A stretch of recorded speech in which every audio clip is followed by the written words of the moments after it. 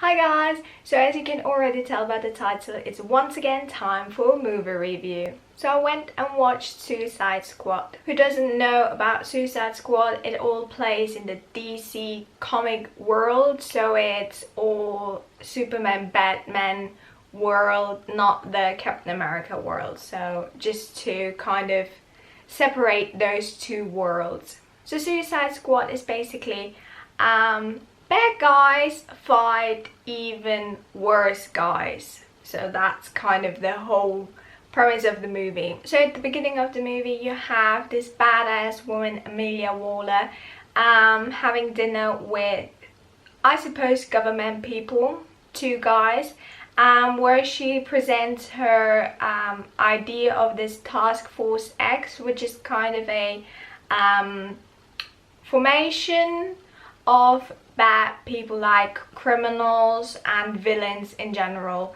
that she put together and to fight evil with them. So she kind of presents every villain individually to the government people. So the first one on the list is Flynn Lawton, who's known as Deadshot, a hitman who never misses but has a weak point, and that's his daughter who lives with his ex-wife. Next you get introduced to Harleen Quinzel, aka Harley Quinn. She was a psychiatrist in an asylum where she got assigned to kind of treat the Joker.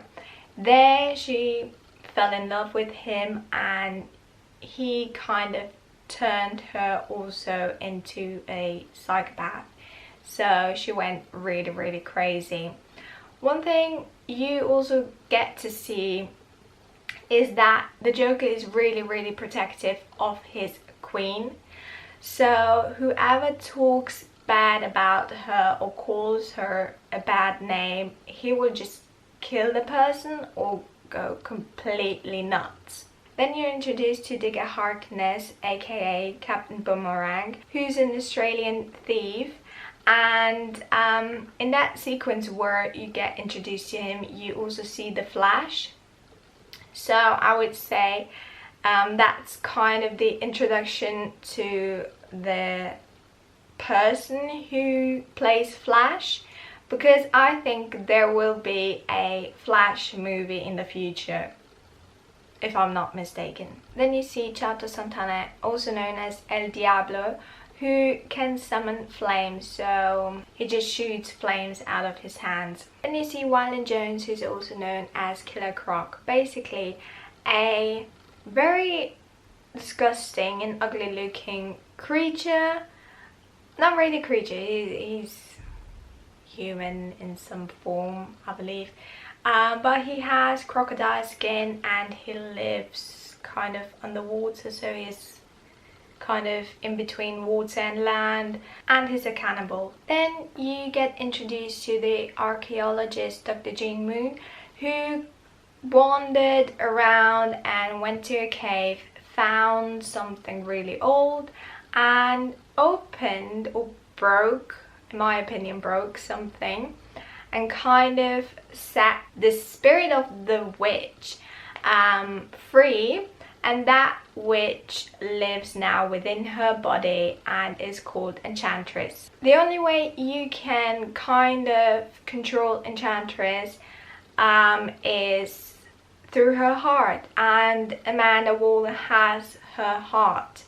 So she thinks she can control Enchantress and always come back to June. Last but not least, you get introduced to Rick Flag, who's the best Special Forces officer and got assigned to watch over Enchantress slash June Moon, and he fell in love with her. Later on you get introduced to Katana. You don't really get much information about her, only that she kind of keeps Rick Flag safe, so whoever attacks him, she just kills that person. And she has a sword. That sword collects all the souls from the people she killed with it. What you also get told about her is that with that sword, her husband got killed. So his soul is within this sword, and she always talks to that sword. You also have Slipknot in the beginning. So he's a guy who is very good with ropes and climbing, but he just isn't that important. I don't really want to give away what happens there because I don't want to spoil anything, but trust me, he's not that important. So yeah, so I don't really want to give away the movie or anything because that's the least what I want to see in a review. So all I'm going to say is that one of those people I just talked about and listed is going to become even worse. Like, that person becomes the villain of the movie and everybody else tries to fight against that villain. So after the big fight and the movie is finished, there are the credits, obviously, and sit tight because there's a scene after that, and you see Bruce Wayne, so Ben Affleck, Batman, having a chat with Amanda Waller, and she's giving him a folder with a few characters. I think that's kind of the transition to Justice League, because there you see Aquaman, I believe Flash, and a woman, but it just changed so quickly that I didn't catch her face correctly, so I'm not sure who she is, but I believe it's Wonder Woman because she is in Justice League. Now to the review itself, there is one major thing I didn't really like, and it's the fact that this movie was kind of hyped up with the Joker. So when I saw the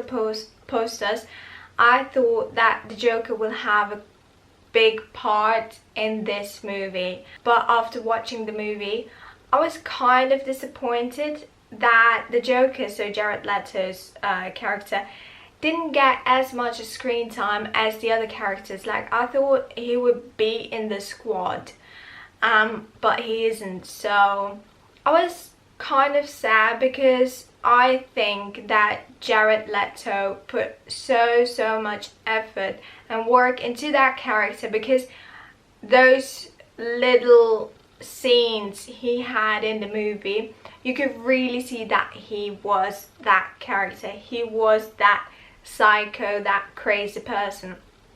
So I really wanted to see more of him, and I really do hope that the studio and the director, or whoever cut the movie, will put all the extra material, like all the extra minutes of the Joker, or in general of the movie, on the DVD, and kind of give us the Joker moments, if you want to call it that. This movie wasn't really a movie that I would sit in and I would constantly look at my watch and think, oh my god, when is it going to end? That's not the case. Even though it lasts for 2 hours and a couple of minutes, you're really hooked. You are really in that story, in that world, and I really like that. There were times where I thought there's something missing in this movie and I couldn't really put my finger on it. So I think the person who cut the movie just didn't want to make the movie 2 hours and 30 minutes long. Just keep it short but also tell the story, and in my opinion I wouldn't have minded, and I think the real fans, like the comic book fans who were waiting for this movie, wouldn't have minded for this movie to be like 2 hours and 45 minutes long. When you tell the story the right way and do justice to the comic books, I think nobody would mind a 3-hour long movie, as long as you can really enjoy the movie and the story is told really well. So there were really times where I was kind of lost, because one scene is at night and in the city, and there's like helicopters shooting, and I'm like, okay, there's something happening, and then the next scene you're in the desert, kind of, in a evacuation zone, and I'm like, well, what happened now? I didn't really see the, I don't know, there was just something missing for me. I don't know if it's in the comic books that way, but as a viewer who hasn't read the comic books, I think there was something missing. And I think that the cutter who cut the movie just left out some transition scenes, just to keep the movie short, which I think wasn't the best decision. What I loved about the movie was the music choices. There were some old school songs, some new songs. I really liked it, so that idea was genius. My favorite character, hands down, is Harley Quinn. I just loved her, and she always had those punchlines. I think they're called punchlines, I'm not sure. But they're all so serious, and then you have Harley Quinn just coming around and doing something or saying something really funny. So I really loved her. So all in all, I really loved the movie. I can't wait for the next part, seeing all of them together again. Those two things that I didn't like, one can be solved really easily, and that's by putting all those extra minutes that were cut on the DVD, so we get also some Joker time. And for the other thing, I really do hope that the directors put more Joker screen time in the sequel. So this has been my Suicide Squad review. If you've seen the movie yourself, let me know in the comments what your thoughts are on it. And if you like this review, please give it a massive thumbs up. It will really mean a lot to me. And subscribe to my channel if you haven't already. And I will see you next time. Bye!